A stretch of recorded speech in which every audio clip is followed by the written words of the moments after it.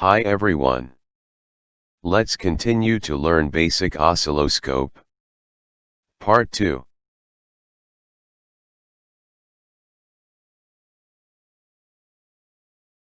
Push this cursor button and choose the type of cursor you want, either for amplitude or time measurement. If you choose cursor for amplitude, the rulers appear are in horizontal.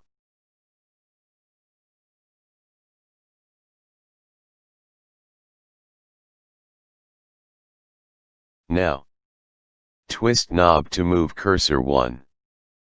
Then, push cursor 2 button to move the second cursor.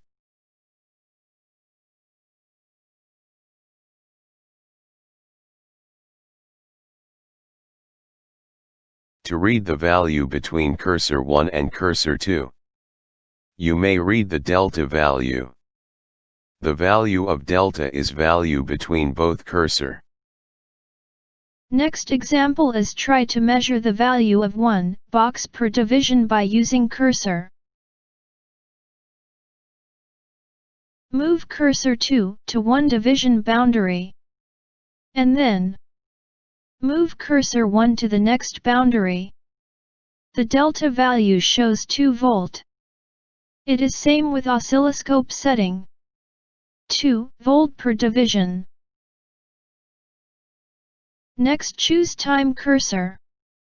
Rulers appear is vertical. Let's measure time value of 1 box.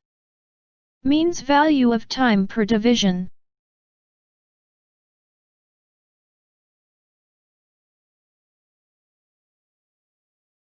So, value between both cursor now is 500 microseconds. Obtain by read the delta value. The result is same with oscilloscope time per division setting. This is the basic knowledge of cursor function. Thank you.